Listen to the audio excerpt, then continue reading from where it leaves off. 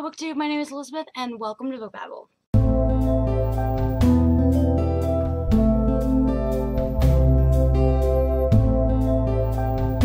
So today I am going to be doing my weekly wrap-up, and I'm going to try to do this really quick in one take because I just don't have time to edit today, but I'm really excited because Read-A-Rama starts in like 14 hours, and I'm just really excited to do the Read-A-Rama with you guys. It's gotten so big, and also this morning I woke up to 500 subscribers, so thank you guys so much. That means so much to me. I never imagined that I would have 500 subscribers in the first 7 months of me doing BookTube. It's just amazing. Thank you guys so much. But let's get on to the weekly wrap-up. The first book that I read this week was Fahrenheit 451 by Ray Bradbury. I was like halfway through it at the beginning of the week, and I went ahead and finished it, and I also read the Spark Notes like companion guide with it, and I really enjoyed it. The ending was amazing, and I gave it a 4 out of 5 stars. The book that I picked up after that was The Unbecoming of Mara Dyer.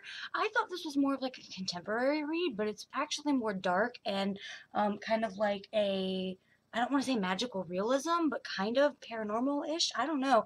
Everyone knows that already because I'm the only person in the world who hasn't read The Unbecoming of Mara Dyer, but I surprisingly really enjoyed this. I didn't have much expectation for it because it's got so much hype, and I didn't want to be let down, so I really enjoyed it, and I'm excited to move on to the next one.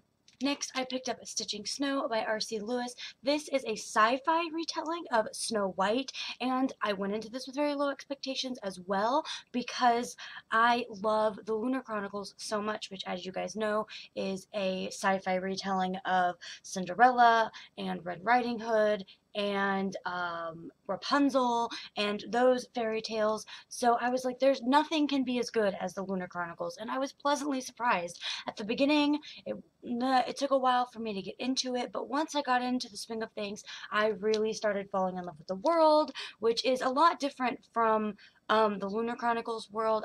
I really enjoyed this. I gave it a 4 out of 5 stars. Anyone who enjoys the Lunar Chronicles, I don't think you'll be disappointed. Don't go in with high expectations like this is going to be amazing, it's going to be as good as the Lunar Chronicles, and you won't be disappointed. It's still a really good book. I think a lot of people would make the mistake of going in with super high expectations and then they might be disappointed. But if you go in with no expectations, you should like this book just fine.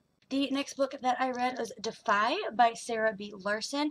I also really enjoyed this. I gave it a 4 out of 5 stars. The characters were amazing. I wasn't a big fan of the fantasy world that Sarah created in this book, which is probably why I gave it a 4 out of 5 stars. It just wasn't what I envisioned in my mind, but I still really enjoyed it, and I am excited to move on to the next book in the series. So that is what I read this week. I'm going to try to get in a couple graphic novels over the course of the afternoon before Read-A-Rama hits at midnight so that I can pad my TBR a little bit, or pad my read books a little bit, and I'm really excited. So thank you guys so much for coming to this really short